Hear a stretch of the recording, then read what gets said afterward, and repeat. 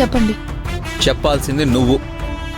చెప్పాలనుకుంటే చాలా ఉన్నాయి, కానీ నన్ను అర్థం చేసుకునే పరిస్థితుల్లో మీరు లేరు. ఎందుకు అర్థం చేసుకోలేదు? బాగా అర్థం చేసుకున్నాను. నువ్వు ఎందుకు ఇలా ప్రవర్తిస్తున్నావో నాకు తెలియదు అనుకుంటున్నావా? ఏం తెలుసండి మీకు? నేను నిన్ను యాక్సెప్ట్ చేయలేదన్న కోపంతోనే కదా నువ్వు ఇదంతా చేస్తున్నావు. నిన్నంతా ఖుషి గురించి పట్టించుకోలేదు. నిలదీస్తే అగ్రిమెంటు రూల్స్ అని మాట్లాడి తప్పించుకున్నావు. మరి అగ్రిమెంట్లో ఖుషిని ఫిజికల్గా హర్ట్ చేయకూడదన్న పాయింట్ కూడా ఉంది కదా.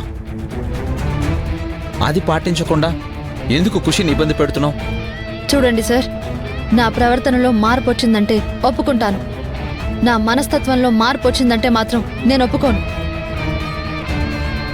కళ్ళకి కనిపించేవన్నీ నిజాలు కావు, అది తెలుసుకోండి ముందు. ఖుషికి అలా జరిగినందుకు మీకెంత బాధగా ఉందో నాకు కూడా అంతే బాధగా ఉంది. ఖుషికి నేను అమ్మగా నటించడానికి వచ్చినా తనని సొంత కూతురులాగా భావించాను. నా మీద తనకి ద్వేషం కలిగించేలా చేయడానికి మనసు చంపుకొని నడుచుకుంటున్నాను. లోపల కుమిలి కుమిలి ఏడుస్తున్నాను. ఖుషికి ఏదైనా ప్రమాదం ఎదురవుతుంది అంటే తనకి నా ప్రాణం అడ్డు వేసైనా కాపాడటానికి నేను సిద్ధంగా ఉంటాను. అలాంటిది నేను ఖుషిని బాధ పెట్టే పని చేస్తానని ఎలా అనుకుంటున్నారు? ఖుషిని బాధ పెట్టడం ఇష్టం లేని దానివే అయితే తన్ని స్కూల్కి రెడీ చేయకుండా, బ్రేక్ఫాస్ట్ ప్రిపేర్ చేయకుండా, స్కూల్ నుంచి తీసుకురాకుండా ఖుషిని ఎందుకు ఇబ్బంది పెట్టావు? నేను ఖుషిని రెడీ చేయలేదు, కానీ సొంతంగా రెడీ అవ్వడం తనకి నేనే నేర్పించాను. బ్రేక్ఫాస్ట్ సిద్ధం చేయలేదు, కానీ తను ఆకలితో స్కూల్కి వెళ్ళకూడదని బ్రెడ్ జాముని రెడీ చేసి పెట్టాను. నేను స్కూల్కి వెళ్ళలేకపోతున్నానని మీకు మెసేజ్ పెట్టాను, ఫోన్ చేశాను. ఇప్పుడు చెప్పండి, నేను ఎప్పుడు ఖుషిని నిర్లక్ష్యం చేశాను? ఎప్పుడు ఇబ్బంది పెట్టాను? ఓహో, అన్నిటికీ సమాధానాలు రెడీగా పెట్టుకున్నావు అన్నమాట. చూడండి, నా మెడలో తాళి పడిన తర్వాత నేను మిమ్మల్ని మనస్ఫూర్తిగా నా భర్త అనుకున్నాను. మీరు నన్ను భార్యగా అంగీకరించాలని ఆశపడ్డాను. కానీ ఎప్పుడైతే మీ జీవితంలో నాకు చోటు ఇవ్వనని చెప్పేశారో అప్పుడే నేను వచ్చిన పని పూర్తి చేసి వెళ్ళిపోతానని మీకు మాటిచ్చాను. ఆ క్షణం నుంచి నా మనసులోని ఆలోచనల్ని కట్టడి చేసుకుని మీకిచ్చిన మాటకి మాత్రమే కట్టుబడి నడుచుకుంటున్నాను. నా బాధ్యత ఖుషి పనులు చేసి పెట్టడం కాదు సార్, ఖుషికి అమ్మ మీద ద్వేషం కలిగేలా చేయడం. దానికోసం నేను ఖుషితో కఠినంగా ప్రవర్తించక తప్పదు. అందుకని ఖుషిని టార్చర్ చేస్తావా? నేను ఇంత చెప్పినా మీరు నా గురించి తప్పుగా ఆలోచిస్తున్నారంటే నేను తప్పు చేయట్లేదని మిమ్మల్ని నమ్మించాల్సిన అవసరం నాకు లేదు.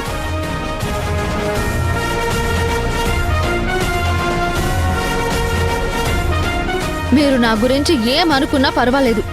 మీరు కోరుకున్నది జరగాలంటే మాత్రం నేనేం చేసినా మీరు కాస్త ఓపిక పట్టండి. అంతకంటే మీకు ఏమీ చెప్పలేను.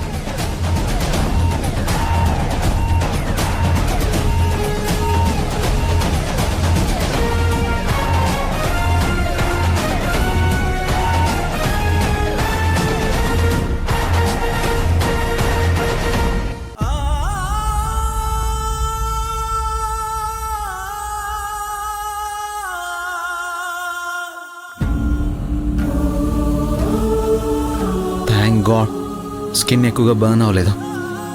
చెయ్యి బొబ్బలెక్కిపోతుందేమోనని ఎంత భయపడ్డానో తెలుసా? బాగా నొప్పిగా ఉందా బేబీ? వేడి నీళ్లు పడినప్పుడు చాలా మంటగా అనిపించింది డాడీ. కానీ మార్నింగ్ నువ్వు ఆయింట్మెంట్ రాసావు కదా, ఇప్పుడు పెయిన్ తగ్గిపోయింది. అంత వేడివేడిగా ఉన్న బాటిల్ని నేనే పట్టుకోలేకపోయాను. నువ్వెలా పట్టుకున్నావు బేబీ? పట్టుకున్నాకే కదా డాడీ అవి వేడిగా ఉన్నాయని తెలిసింది. ఆలోపే నీళ్లు చేతి మీద పడిపోయాయి. కిచెన్ వైపు వెళ్ళినప్పుడు కాస్త జాగ్రత్తగా ఉండాలి బేబీ. అవును డాడీ, అమ్మ బాటిల్ తెచ్చి ఇచ్చేంత వరకు నేను వెయిట్ చేయాల్సింది. తొందరపడి నేనే తీసుకుందామని వెళ్ళాను కాబట్టి అలా జరిగింది. ఇదంతా ఆ రాధ కేర్లెస్ వల్లే జరిగింది. తను ఇదివరకటిలా ఉండుంటే ఇలాంటి విషయాల్లో చాలా జాగ్రత్త తీసుకొని ఉండేది. డాడీ, నేను ఫ్యాన్సీ డ్రెస్ కాంపిటీషన్ లో పార్టిసిపేట్ చేయడానికి నేమ్ ఇచ్చానని చెప్పాను కదా. హ్మ్. మరి నాకు డ్రెస్ కొన్నావా లేదా? ఈ బంగారు తల్లి అడిగాక ఈ డాడీ కొనుక్కున్నా ఉంటాడా? ఒక్క నిమిషం.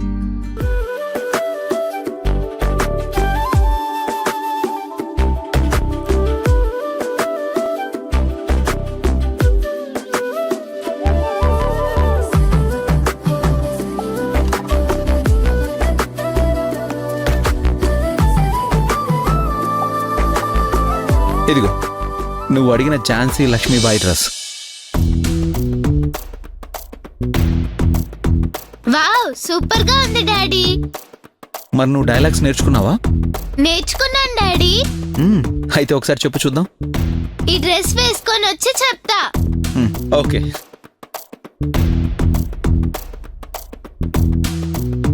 ఏయ్ బేబీ, ఎక్కడికి? ఇప్పుడే వస్తాను డాడీ.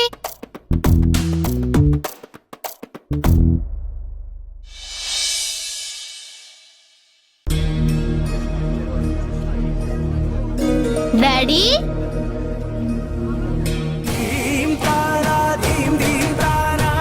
జతులతో ప్రాణమే నాట్యం చేసే గతులతో నామశతం మూల నతులతో నా పైన నీ చూపు ఆపేలా.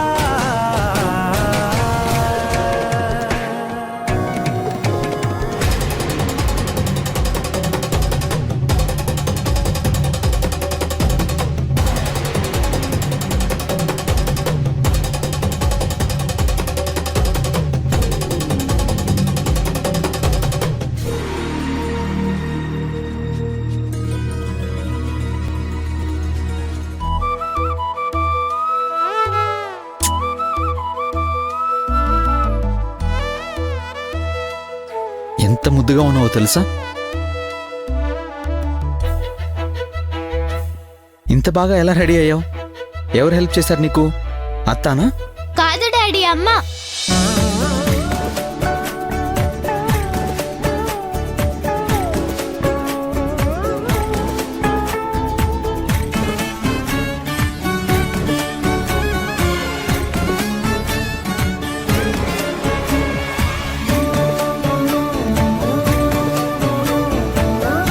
నన్ను రెడీ చేసింది, కానీ నేను డైలాగ్స్ ఎలా చెప్తున్నానో చూడ్డానికి రమ్మంటే మాత్రం రాను అనింది.